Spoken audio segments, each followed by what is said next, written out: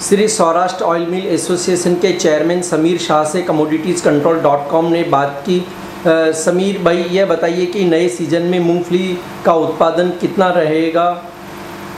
जहाँ तक सौराष्ट्र गुजरात का सवाल है, हमारा सौराष्ट्र ऑयल मिल एसोसिएशन के रिप्रेजेंटेटिव गांव-गांव में घूम के जो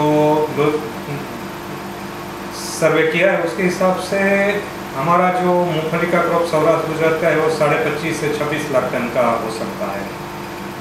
दूसरी भी कई एजेंसियों ने ये सर्वे निकाला है, उनका भी जो एस्टिमेट है वो हमसे मिलता जुलता है, थोड़ा बहुत डिफरेंस वाला है।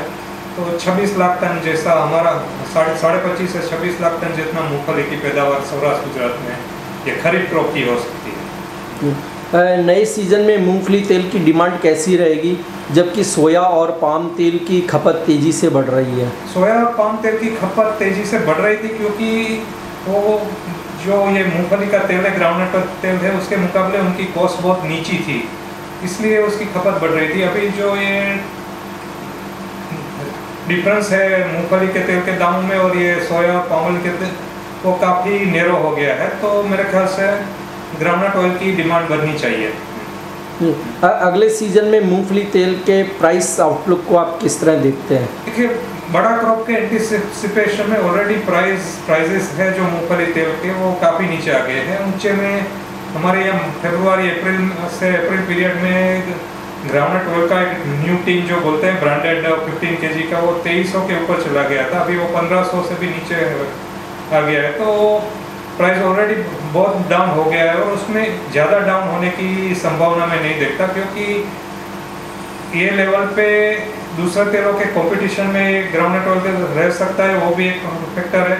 बाकी पीनट जो सीड्स जाते हैं, दाने में एक्सपोर्ट जाते हैं, उसकी भी बड़ी अच्छी डिमांड है। तो उसके हिसाब से ये जो ग्राउंडनट ऑयल का अभी जो रेट है वो मैं समझता हूँ कि नियर बॉटम चले गए हैं, उसमें अभी ज़्यादा घटने की संभावना कम दिखती है।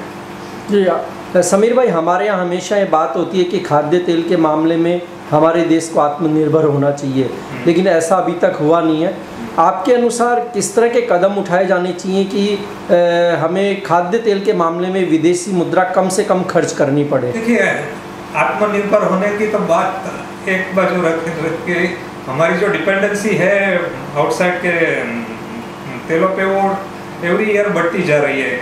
देखिए, 2008 में एक बार ये सभी तेलों के दाम बहुत ऊंचे चले गए थे, तभी ये duty free import, stock limit आदि रिस्ट्रिक्शन जो है वो 2008 के फरवरी से अप्रैल में हो लागू कर दिए गए।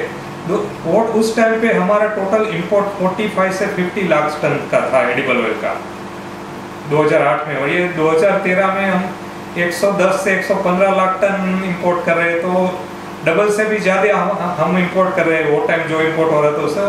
तो ये 5 साल के पीरियड में इतनी सारी हमारी आबादी नहीं बढ़ी है। उसका मतलब क्या, एक स्पष्ट हो गया कि हम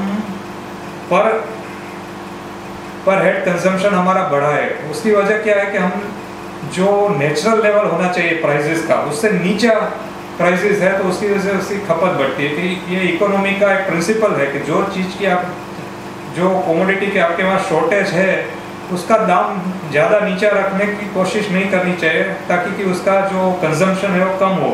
अगर प्राइस लेवल थोड़ा ऊंचा रहे तो कंजम्पशन कम होता है, तो ऑटोमेटिकली जो बैलेंस होना चाहिए वो आ जाता है।